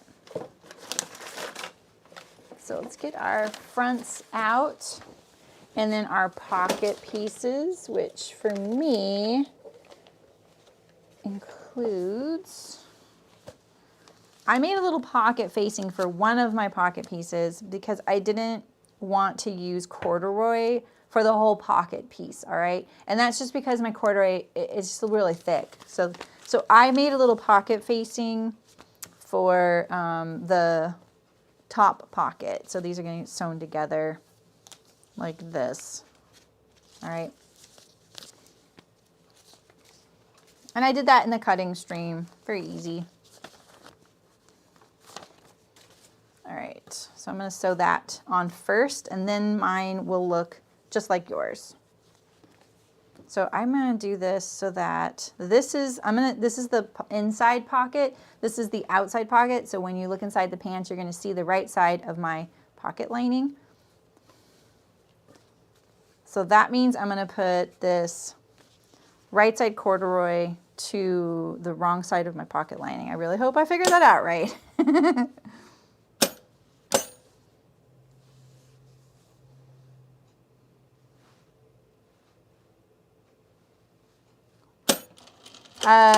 What, the welt, Michelle? No, I just didn't realize that when I cut that out, I needed to change the direction of that piece to accommodate how the welt was going to fold. So, live and learn. It's kind of a big thing, but, you know, I'll just make a note. And hopefully I remember next time if I do a corduroy for something, you know.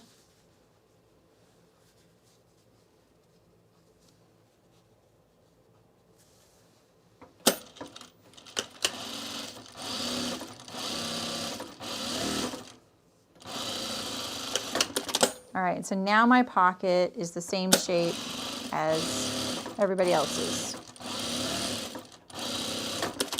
All right.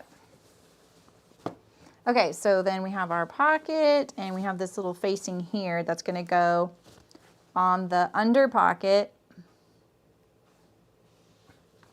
up in the right corner of it, like this, right?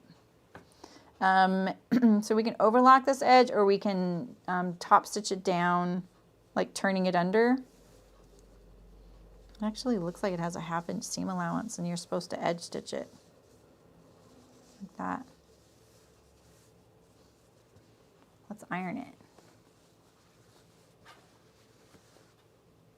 All right.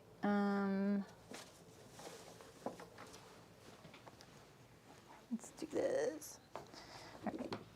Oh, my awl is over here. We want to remember that when we go back over. I could just overlock this edge and top stitch it down, but I'm going to go for just a slightly cleaner finish.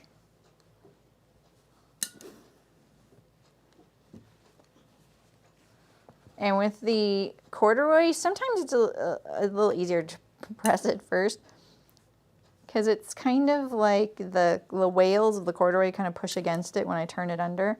I definitely saw that when I was trying to do those little button loops.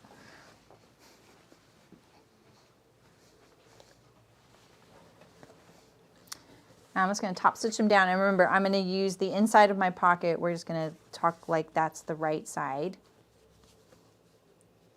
Just like this. I'm going to edge stitch it down.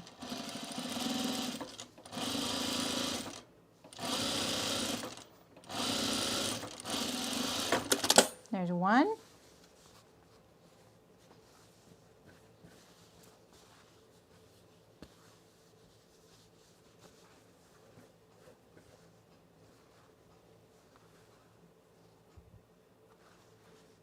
Why? What? Oh, yeah. Why was I just so turned around just now? Okay.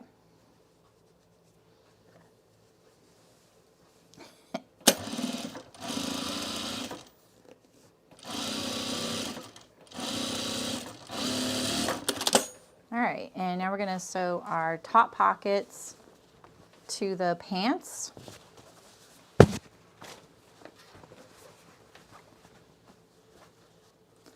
So for me, this is going to be a little easier to keep track of because I have the corduroy. I'm going to do that, you know, right sides together like this.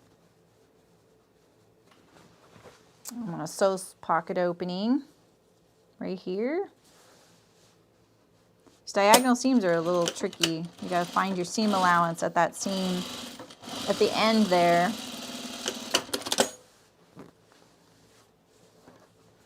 I think I'm going to grade the seams because of the corduroy, so I'm going to just trim this top one a little low. And then that way, when I turn it and understitch it, maybe it'll encase it nicely like this. So I'm pressing the seam allowance towards the pocket and understitching it. I pull quite hard too. And then now that's going to turn to the inside. All right, let's do the other one. Hey, Terry, how's it going?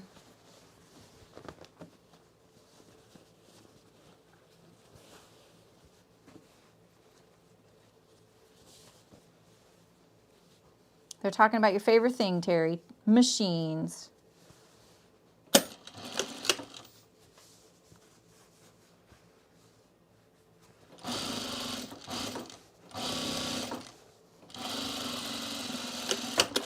Yeah, I had a few streams when I got my serger shim, figuring things out, the Juki. There really is not the greatest assortment of serger videos out there that are easy to find, but if you search in the guild for that serger video for that YouTuber, there's a whole series on their channel. Just search, I think Anna posted it. Anna and Sergers, or just Serger video, how to. They have a whole series. All right. So now I think I'm going to have to compromise with the edge not being French seamed. I heard that someone, a YouTuber posted a video with unpopular opinions, and that they said that French seams were a form of snobbery. I was like, I have to watch this video because I can't imagine someone would say that. They're like so essential. And not everybody has a serger or can afford to have a serger. That'd be the snobby thing to say. You should be using a serger. Yeah, not everybody can have one or likes it, All right, so with the view B, you're just going to sew around the perimeter of this curve right here. But with the view A, we're going to stop at this notch right here. All right, and we're going to bind this little opening right here too. So I think I'm actually going to try and do a French seam now that I am seeing this in real time. I think I can do that. So, oh, ooh, yeah, tortilla maker. Do you use maseca for your tortilla dough? Let's talk tortillas. I make tortillas too, and I always use maseca. It was a game changer for my tortilla making. Yeah, like call me a snob then. Exactly. I was like, I don't believe someone said that. Because I feel like it's a very classist thing to say. Not to mention that sergers haven't been around that long.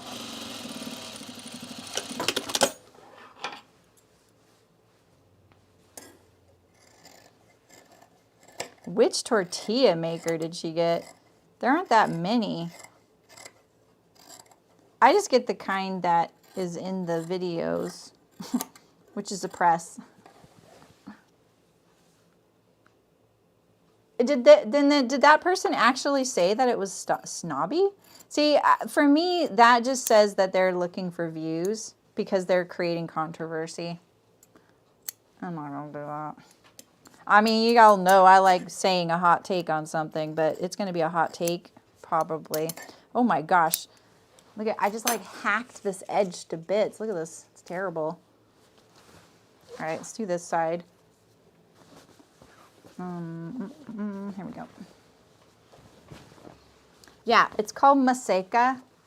A lot of times it's in the Mexican food ingredients section of the grocery store. And the flour has been treated with lime, not lime like from a tree, the other kind of lime. And so it makes the, it's just the flour it's just so much better.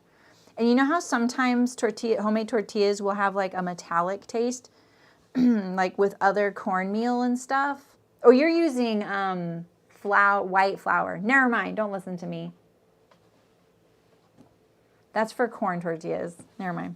All right, where's that little notch? All right, so.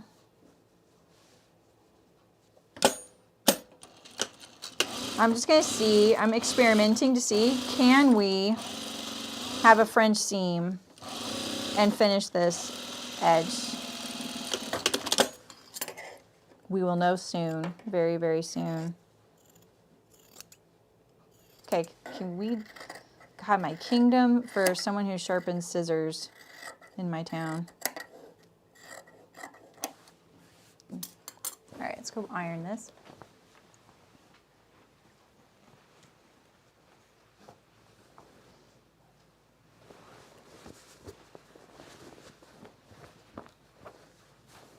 Yeah, and is your masa maseca? It's different. Like, there's masa harina, but there's the maseca, and it's just really good. Have you guys ever heard the Cooks Illustrated, their whole thing about tortillas and, like, what flour to use? It's really interesting because even maseca would be considered kind of the, like, not fast food, but, like, the cheaper way to do it, you know?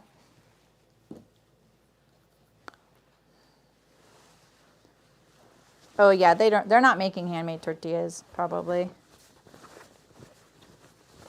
Some of them do, some of them don't. That was the case when I was in LA though. Gosh, there was this one truck at one of the places I worked. They would come every day it was kind of early. They ate lunch really early, like at 10:30 or something. they had this thing where it was a flour tortilla, and then they grilled a banana and put it in the tortilla with butter and honey, and it was a homemade tortilla, and oh my God, you guys. Like, the whole idea of that sounded terrible, and then my friend was like, no, come on. And then I was like, it almost made me cry. It was so good. Oh God, that is one thing I miss about living in Southern California. There's good Mexican food here, but you have to go to like the other communities, not in town. Although there is one that's okay. Yeah, they're just masa and water. They're just corn flour.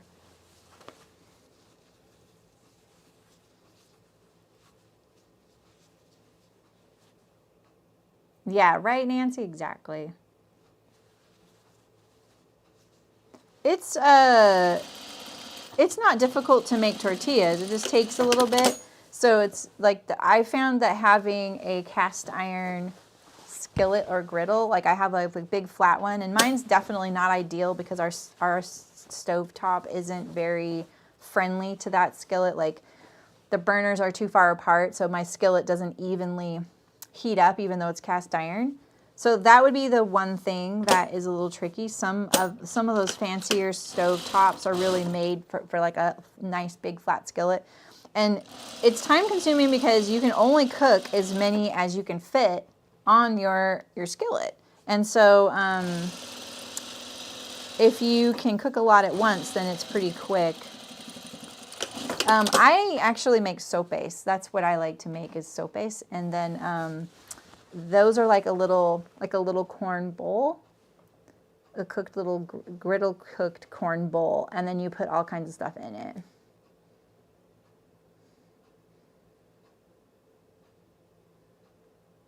Yeah, you absolutely, Michelle. A plastic bag in your cast iron pan, you can absolutely do that. You don't need a tortilla press. It just makes it a little faster. But the people that I use, whose tutorials I use for making tortillas, they use plastic on their press. And I have the same press as them. It's like $20, you know. All right, so now we're going to bind this little opening right here. And we trim off a little wedge. This is for view A now. On the... Is it on the... I think it's on the bottom pocket. Wait, it's the one that shows. Yeah, so the bottom pocket here, we're going to trim a little wedge right here, okay? So we're looking at the pocket that has the facing stitched to it, all right? And we're going to trim a 1/2 inch little triangle slice right here. So I'm just going to like wing it here. I'm going to clip this though. There we go. It's because I French seamed that. There we go, like this. Like that, all right? Hey, Sydney. How are ya? We'll do the other one so I don't forget to do it. Same thing.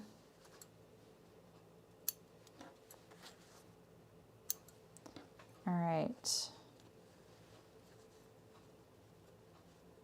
Just opening that back up a little bit. I don't want to cut the other one by accident. All right, a little wedge. Okay, now I'm going to get my binding.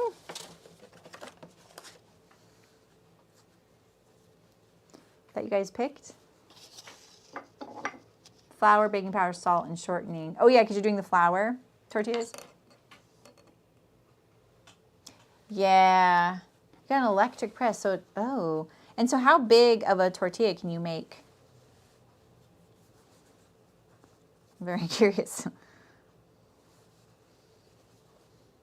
All right, so we're gonna sew this little opening shut. I'm gonna use gold thread. Just I'm warning you now.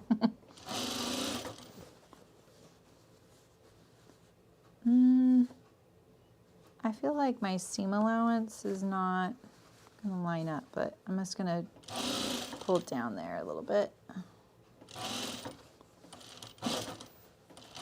I do something like this on one of my bags. That's so interesting. I actually do this on one of my bags, and it creates a finished thing here for webbing to go through. 13-inch? Ooh. That's amazing. The bigger the size, the fewer you have to make.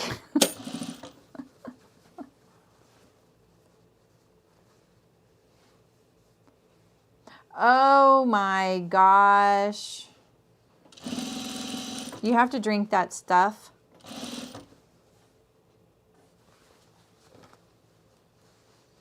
I am so sorry.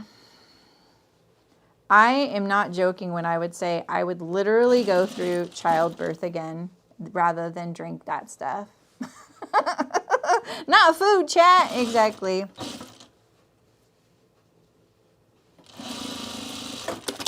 Okay, so here we go. We have a finished little wing-a-ding. I'm sure that's the technical term. Yeah, exactly, Terry. That's pretty cool.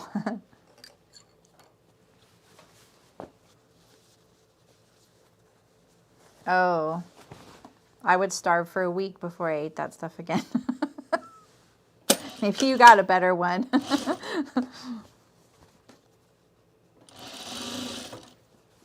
All right. Kind of angling this down when I get to the juncture there. I'll show you when I pick this up and before I turn to the other side. It could be because I'm doing the French seams, but right here at this juncture, I just wanted to make sure I caught the seam right in here. So I kind of went in, see right here, a little bit down from the raw edge there, and then I went to nothing there. See a little bit of white showing.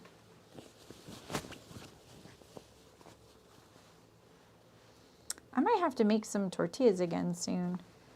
The one thing I will say is that I can actually get really good tortillas here. And so I have found that when I make them, my family's like, okay, they don't taste much different than the ones in the store, you know. That's why I've switched to making the sopes, because they're a little bit more special, you know. And I love doing those for like when people come over, because then if I just make those and then put out a bunch of toppings, they can put whatever they want in it. So many Mexican food dishes are the same 10 toppings. Like, you know, refried beans, cheese, whole beans, lettuce, tomato, sour cream, onion, cilantro, salsa. And then you just rearrange those things, you know. Like I made a black bean pie on a polenta crust the other day, and it was almost identical to the tamale pie, and I was like, I hope these taste different. They tasted totally different. So, and the tamale pie has a polenta top crust. So, oh, you guys got something different than me. I told them, I was like, I'm never doing that again, and they were like, oh, okay. Okay. Here is my little pocket. Let's check it out. I'm just lining it all up here. Dart's looking a little bit like a pleat right now. I want to fold this along the opening. And I'm going to tack this at the side seam here. Line up all those edges there.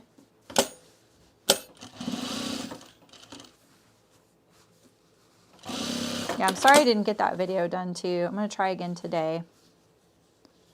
But if you're needing help with grading between sizes, Cashmerette does have one on their site. Oh, that's true, Shem. That is a good point. I would drink kombucha every day for a year instead of doing that prep. Like, you know, this isn't laying very flat, so I'm just trying to get it to lay flatter. I'm going to unstitch this to make sure I didn't just stitch something in the wrong place. She eats something made from something called a SCOBY.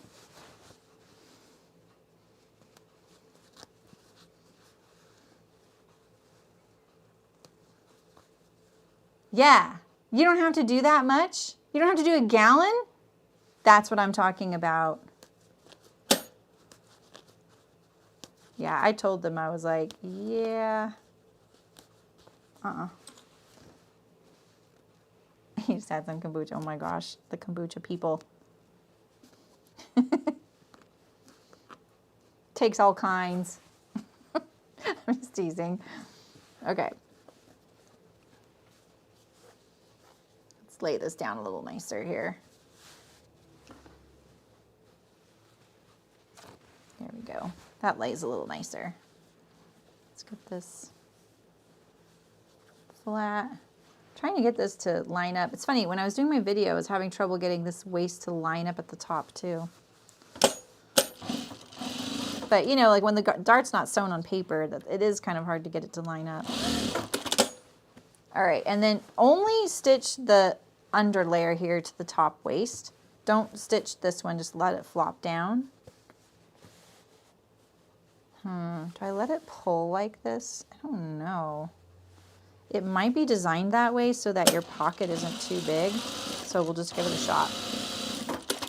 All right, and leave that loose. I really love this pocket lining. I know, it's really weird. I'm loving it. Yeah. Okay. Time is it 1? Okay. This is the pants, Malin, that have the adjustable waist, and that's a part of it.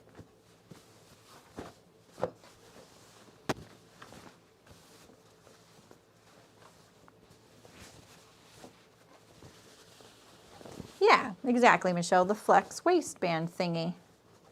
The technical term. I'm just going to turn this upside down. There we go. Pull this like this.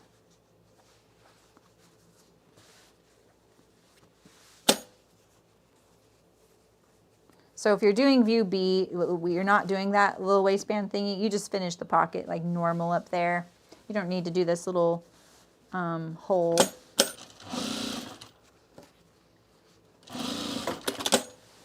And then again, on this side here, peel away this layer.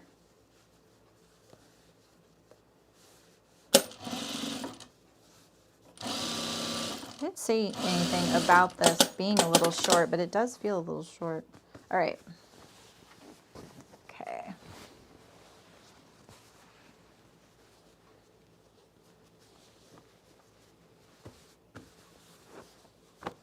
Yeah, have you seen this one, Mullen? Have you seen this pant yet? Let me show it to you. Well, actually, the GIF doesn't work on the desktop. Cashmerette Instagram. Let me pull it up and I'll show you. You can see it. Oh, here we go. I didn't check my mic with this today, so hopefully you can hear me. So this right here. Oh, there it is. There we go. There's the video one. That's what I'm doing.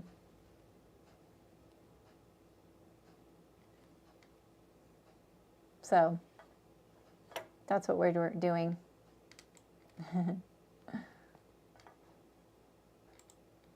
That makes sense?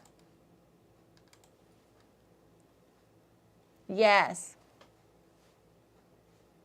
Oh yeah, that's true, Elena. I've actually been wanting to make samosas because I haven't made them for like 20 years. Yeah, samosas. I gotta remember to do that.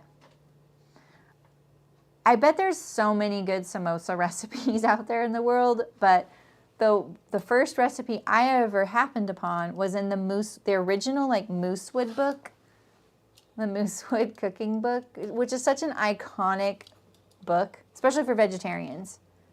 And I still use recipes out of that book. It's like handwritten. It's so old school. But I really love so many things in it. All right, Mullen. Yeah, samosas.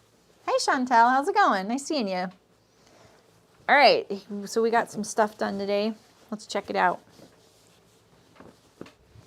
We got our Welt Pockets done. And let's see the inside. That's how they're looking. Boop. Welt Pockets. We've done a lot of Welt Pockets lately, haven't we? And then we got our front pockets done. Let's check out one of these, because these are kind of interesting because of this flexible waistband thing that we're about to install. And then here's the right side. So yeah, now we're down to just the fly and the waistband. The fly will go really quick. It's sewn the way I always sew flies, so that's nice. I don't have to worry about doing it differently.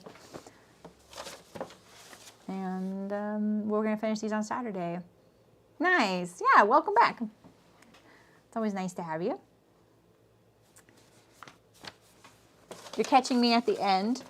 So for Saturday, I'm going to need this 10-inch piece of elastic and then my zipper.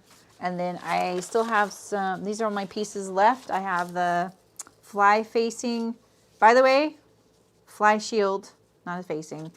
All these waistband pieces, because we're going to be doing that adjustable one.